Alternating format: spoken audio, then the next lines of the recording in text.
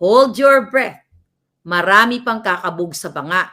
Okay? Ilalabas ko soon, mga kababayan, ang authentication ng video.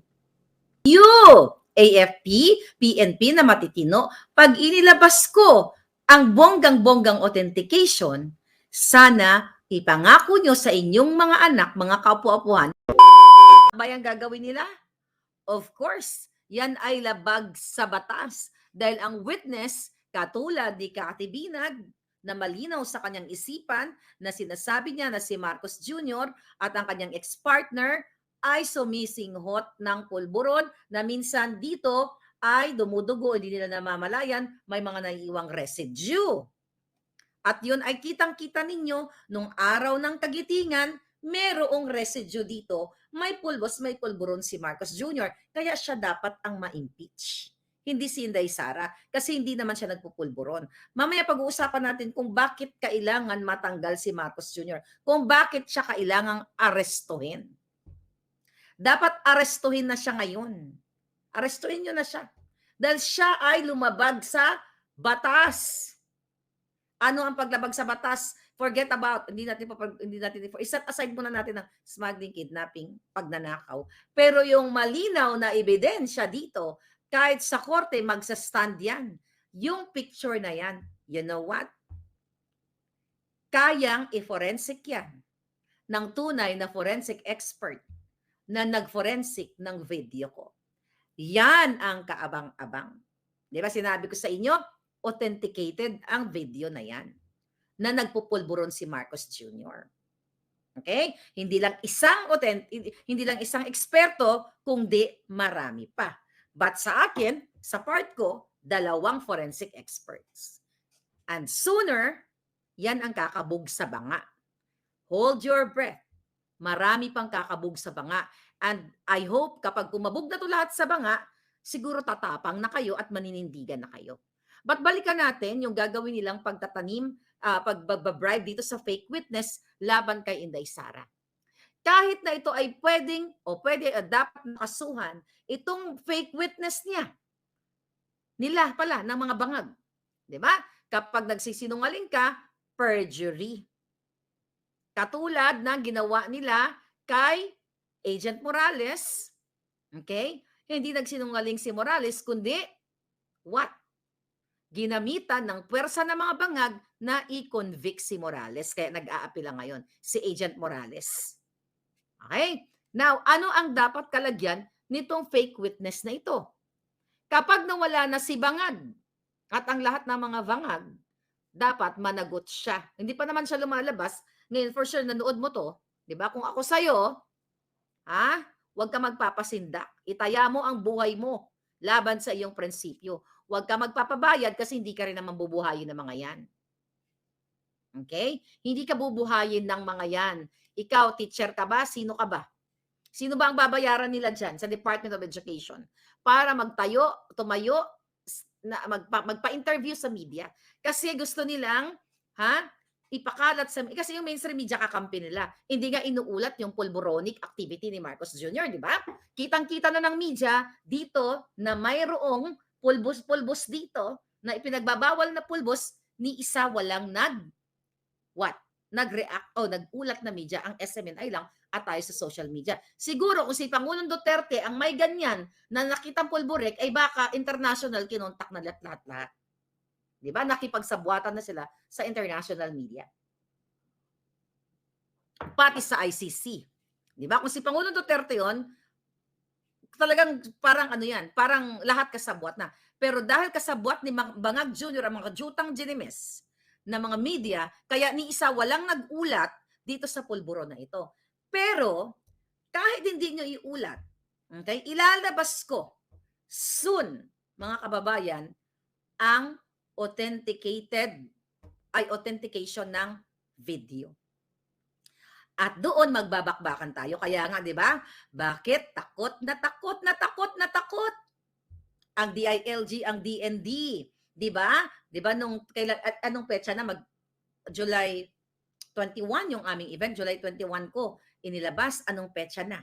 magjo-July 21 ng isang buwan na, 'di ba ang sabi nila, pananagutin daw nila ang mga taong nagpalabas ng video. Ako po ang naglabas ng video.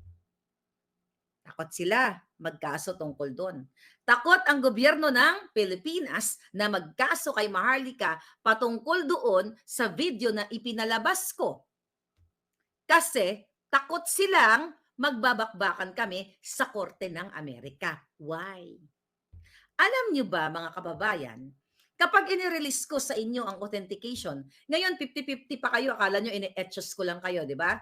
Oh, baka wala namang authentication yan si Marlica. Pinagloloko lang tayo niyan.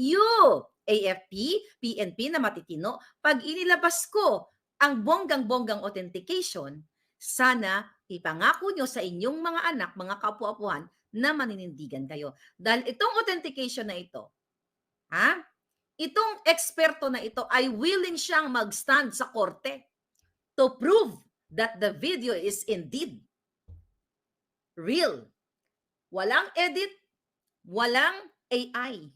Kasi 'di ba, yun ang mga sinasabi, yun ang una nilang sinasabi nung July 21 dito sa sa Amerika, 22 diyan sa inyo, nung nataranta sila na ito daw ay AI. Babangga ko sa inyo ang forensic expert diyan sa mga kay Pulpul na si Pulpul na Abalos. Open your neurons, open your brain, open lahat, buksan niyo ang inyong mga utak at inyong mga puso. Kung si Maharlika ay nagsinungaling sa taong bayan na sinasabi ko na yung video na yun ay si Marcos Jr. Di ba? Na si Marcos Jr. na at ginawa ko, nag-AI ako, nagganyan-ganyan ako, di ba? Well, I'm not good in technology anyway. Di ba? So, dapat kinasuhan ako. Ba't hindi ko yan gagawin, mga kababayan? Ayokong, mawala ang kredibilidad ko sa taong bayan. Bakit? Hindi maglalabas si Maharlika ng video na hindi pulido. When I say hindi pulido, na hindi na-authenticate ng mga eksperto. Eksperto sa Asia at eksperto sa Amerika. O gusto ninyo, may taga-Europa pa dyan, i-authenticate nyo sa Europa. Para meron tayong Asia, Europa, ay Amerika, Europa. O gusto nyo sa Antarctica o sa Mars, pwede rin kung merong forensic expert doon. But anyway, going back dito kay Inday Sara, mga kababayan, ito ang gagawin nila kay Inday na mag-hire sila ng fake witness para puruhan si Inday sa social media. No, not only sa social media. Sa social media, panalo siya. Panalo ang taong bayan sa social media. Pero sa mainstream media, magpapatawag sila ng press conference, tatawagin nila ang kanilang fake witness. Okay? Ang fake witness, mga kababayan, para sirain si Inday dahil nagsalita na si Inday dito about sa pulburon. Ay, Day, anong email ni Inday? Send ko yung authentication sa'yo, Vice President. Miss Vice President Inday Sara. Hindi na. Hindi ko na isi-send din kay Inday. Ilagay natin sa Facebook page, sa YouTube, for public consumption. And you decide. Kaya sila gigil na gigil. Gustong ipagurgor si Inday Maharlika. Do you know that ako ay Inday din? Yeah, si Inday din ako. Alam mo, akala niyo si Inday Sara, mga Bisaya kasi, di ba? Inday, Nini, Tuto. Now what? Sabi ni Tinapay, share. Huwag kayong mag-alala. Pinadadama lang natin ang mga bangag. Do you know that? Na strategy yun. At mga bangag kasi nataranta sila. Kung inilabas namin, ng forensic expert, right away, from Asia, Antarctica, ganito kasi yan, mga bangag, nasunog kayo, nakuryente kayo, ika nga. Nilabas ko yung video, nataranta kayo kasi SONA. So, nagpatawag kayo ng press conference. Pinatawag si DND, si NBI, si PNP, PDEA pa ba? Meron pa doon, lahat ng mga julul. Dahil nataranta kayo, dahil alam nyo na si Marcos Jr., yung video na yon, nag-ano kaagad si Abalos na, AI yan. Then you will debunk. Then you will prove that to the forensic expert here in America. I challenge you, file a case against me with that video. Kung yan ay AI, kung yan ay minanipula ni Maharlika, then ipapalunok ko ang authentication sa inyong lahat. Diba? So nataranta sila mga palangga, kaya ang mga pulpul, naggupit-gupit na mga folder, in-enhance si Marcos Jr., yung tenga daw. Hindi ganyan ang way ng mga forensic expert. Kaya dapat arestuhin na yang mga yan. Okay? Hindi ganyan kayong mga matatalino, hindi ganyan magsabi na, ay, nagpalabas si Maharlika kasi ito, in-screenshot nila, binlow up nila yung picture, ganun. Ayun, tenga, iba yan. Do you think, mga kapalangga, do you think I have the capacity to go to China or to go to Korea? O ganito na lang. Okay, isa yan. Pag kinasuhan nila ako, sasabihin na, ay, si Maharlika nakipagsabuatan sa China o sa Amerika. Din maghanap sila kasi magagaling, di ba? Lalo na kung makipagtulungan sila sa Amerika, niyayabang, nilabangad, nilisa na sila ay, alay namin dito, di ba? Okay? Siyempre, pag nagkataon, hahanap yan ng ebidensya si Maharlika ba? May record na nakipag-usap kay President Xi. Si Maharlika ba ay may record na nakipag-usap sa Korea? Bakit ko sinasabi? Kasi dalawa yung pagde-debunk ng mga bangag na ito. AI daw. AI ito. Kasi nga, deepfake. Di ba? Yan ang sabi ng Rappler kayo ha, tanginan nyo. Isasampal ko talaga sa inyo ang authentication. Ang sabi ng Rappler daw ay sinwap yung face. Okay? So ang sabi nila dyan ng mga hangad, ang mukha ni Kuting, kumbaga, sinwap yung mukha. So yung mukha ni Kuting, isinwap ko. Galing ko naman. 'Di ba? Ang galing ko naman sa technology. 'Di ba? So yun ang sabi nila. So do I have that capacity, money, resources? Ito na lang. Okay? Kasi ang isang nilang pagsisinungaling dyan, Day, I hope you're listening, mga general, mga retired na nag-sign ng manifesto, kayong mga kapulisan, wag naman kayo po magpa-insulto sa mga bangag na ito. Hindi ako magsasalita sa inyo na authenticated ito kung hindi authenticated. And yung nag-authenticate niyan sa Amerika, mga kababayan. Kasi I want to make sure na talagang hindi lang tayo nag-base sa isang forensic expert. Kaya sabi ko nga, you do your part also. Kayo dyan sa yung mga deepware, okay lang din yan. But this time, ito pong authentication natin, permado ito. Permado. Pero balikan natin yung sinasabi nila, Koreano daw, yung Chinese. What a coincidence. So, ibig nyo bang sabihin, ganito ba insultuhin kayo ng mga bangag na ito na si Maharlika pupunta sa China, iikutin ko ilang bilyon ng tao sa China, 1 bilyon. Pupunta akong China, iikutin ko, kailangan may makuha akong kamukha ni Marcos. Tapos uutusan ko na si certain Chinese citizen, hindi nga ako marunong Chinese. Ang alam ko lang sa Chinese ni hao ma, yun lang. Yun lang ang alam ko sa Chinese na pananalita, na language. But anyway, open your mind, mga sir, mga ma'am. I'm talking to you. You, generals, you, mga police officers, do you think ako may kapasidad na ikutin ang China na they have 1 billion people? Maghanap ako ng exactly kamukha ni Marcos Jr.? Para lang sabihin ko, ito yung stashback, suminghot ka kasi kukunan kita ng video para iswap face ko o whatever, para palabasin ko na ikaw si Marcos Jr. Nasa kanila, sa mga bangag, ang burden of proof na yung pinakita ko ay Chinese o Korean. Ilang tao, alang population sa Korea? Do you think iikutin ko, isa-isahin ko, katok-katokin ko mga bahay? Ay, 'di ba? Hindi rin ako marunong Korean. Katok-katokin ko ng bonggang-bongga. Hello? Dadalhin ko yung picture. Mayroon ba kayong kamukha dito na ganito? Kasi yung utusan ko lang magsisingot siya ng pulburon. My God. You, police officers, general, mga PMAer, religious group, lahat po kayo.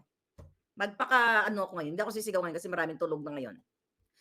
Do I have that capacity na ikutin, halugugin ko ang 1 bilyong tao ng China? Oh, ilan ang population ng South Korea o pati North Korea isama niyo na. 'Di ba? Ilan ang population nila? Okay, eto pa 'yan. Ganito pa, sige bigyan ko kayo ng konting clue. Do you know do you know, okay, na puwede sa forensic dito sa Amerika, sabi ko nga sa inyo mahilig akong manood ng forensic files, eh, mga ganyan documentary. Do you know na yung video na pinakita ko sa inyo, kaya rin i-identify yan. Kunyari, itong video ni Marcos Jr., para sila ay identical. When I say, no, mali. Na kayang i-forensic yan na itong nasa video ko, XXX, pulburon. Di ba?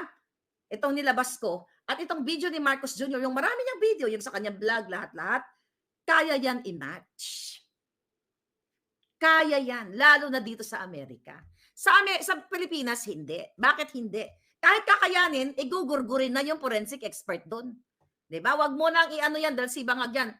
Gugurgurin ka na. Hindi na gagawin ng forensic expert kasi takot siya sa president, sa mga gugurgur sa kanya. Pero not in America. Kaya yan pagtapatin. Dito, I'm telling you, may napanood nga ako di ba? Ito kwento ko. Crime. Okay? May tinegi. Isang hibla lang ng sinulid. Okay? Hinanap. Di ba? Ayoko na ikwento yung buong episode. Basta yung catch is ito. Doon sa crime scene, may nakita na isang hibla lang ng sinulid. Chinek yun kasi kaya dito ang dami kasing mga forensic experts sa sinulid, sa kahoy, sa lumot, sa mga ibon, lahat may mga ganon dito, ganon sila kagaling. So but anyway, so crime may nakitang himulmul dito. Chinek yun.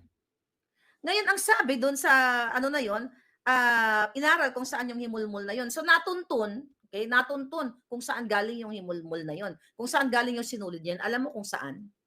Sa JC Penney. Yung damit na isinuot, actually hindi yung kriminal ang nagsuot. Kumbaga, may mga ibang tao doon, okay, na nadikit yung kanyang himulmul dito, nalulukit yon. Even ang basurahan.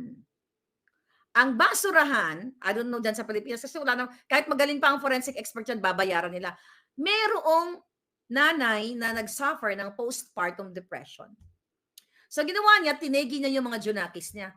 Paglabas ng kasabwat ninyong kanyang Diyosawa, paglabas ng junakis, nilagay sa freezer. Pangalawang anak, siguro napanood nyo, nilagay pangalawa sa freezer. Pangatlo, nilagay sa freezer.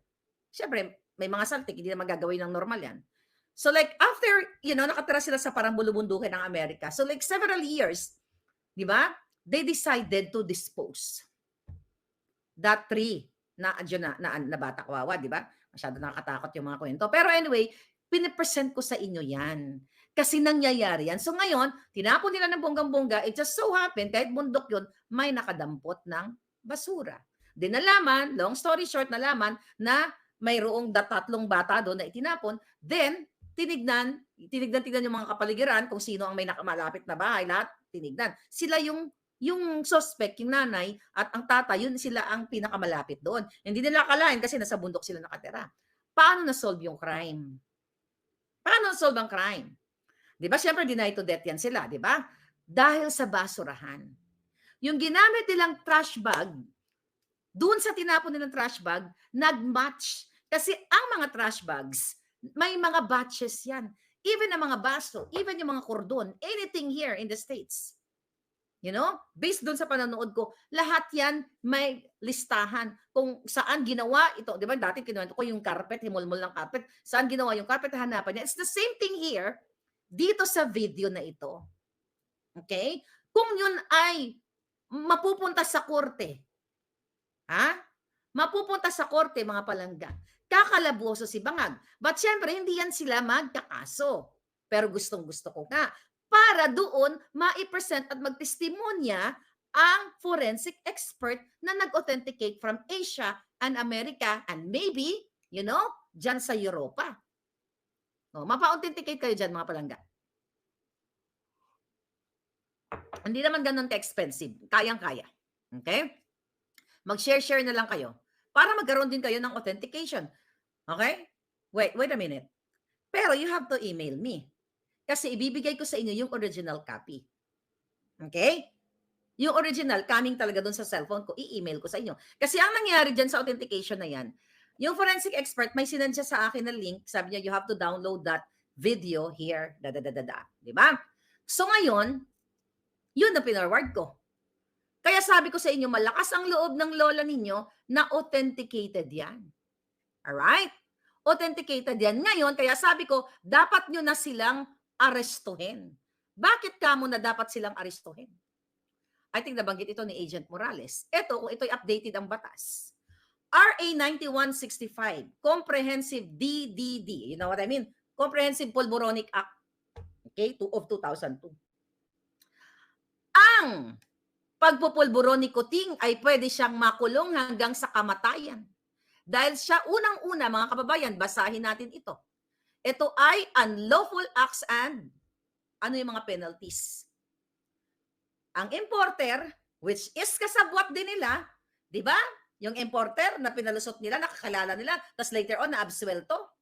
Nasa dyaryo yan, nandyan si Sayarot, nahuli, tapos later on na-absuelto sa kaso, nag-import ng 1.8 tons ng pulburon, nahuli doon sa Ayala, Abang, di ba? Pinakita, andyan naman yan sa dyaryo na yan. Nandyan yan sa media actually. So kung pinoprotektahan mo ang manufacturer at ang importer daw, ang sabi dito, life to gurgor. Plus 500,000 to 10M na penalty.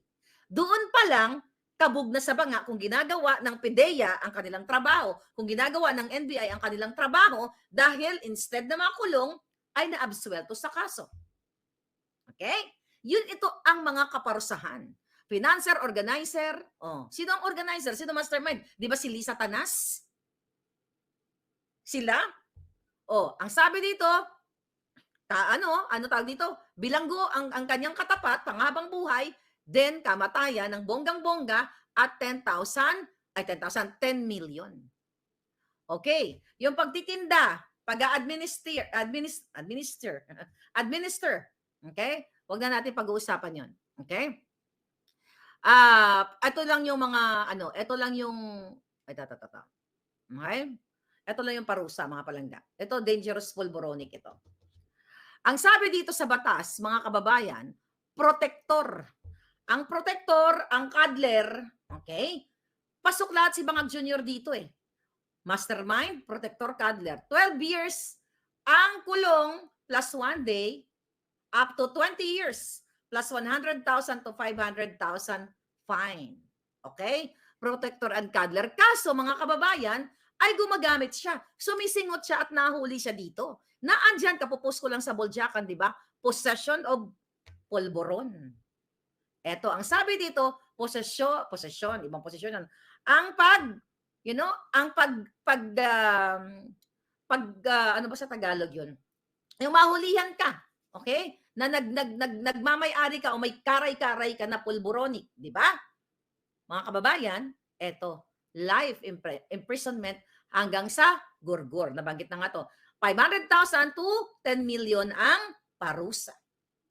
Kahit sinong tao, unless na ito ay authorized ng batas, okay? Na mahulihan ng pulboronic, mga kababayan, sabi dito, person is in possession which is identified to be a prohibited pulboron. You know, pulboron delicacies. Yan na lang sabihin natin. Di ba? Ay, eto. Punta tayo dun sa favorite niya na Coke is it. Okay? 10 gramo. So, mga ano yan? Ang isang kutsara kasi is yung isang kutsarita is 5 grams. So, isang kutsara. So, pag nahulihan ka ng isang kutsara na pulburon na delicacies, mga palangga, ay makukulong ka ng panghabang buhay hanggang sa mategi ka na doon sa kulungan. Marami pa, ayan alam mo, meron pa dito, pwede kang i-rehab, Basta, mga kababayan, mga palangga, dapat talaga inaaresto na si Marcos Jr. Imagine nyo, ano ang ituturo, yan ba ay, okay? Yan ba ay na magandang ehemplo sa ating mga minor de edad, sa ating mga kabataang elementarya high school at college. 'Di ba? Meron tayong mga advocacy kontra polboron, ganyan-ganyan. Eto presidente na mismo. Presidenteng polboronic, siya ay protector, cuddler, maliban pa diyan, sumisingot ng bonggang-bongga. So ngayon, ang sabi pa nga dito, kapag nahulihan ka ng equipment, instrument, aparatos, which is nakita nyo, yung stash box doon sa video, di ba? At doon, pinahid niya nung kagitingan, di ba, dito. Baka nga yung bulsa niya yun, may pakete pa eh. Di ba? Kasi bago siya naglakad-lakad doon, sa araw ng kagitingan, tumira siya ng tumira. Baka meron siyang pakete, katulad nung Prime Minister ng Slovak. Di ba? Baka ganun ang nangyari sa kanya, pero syempre hindi lang nakita yung, hindi nalaglag yung sachet ng polvoron delicacy.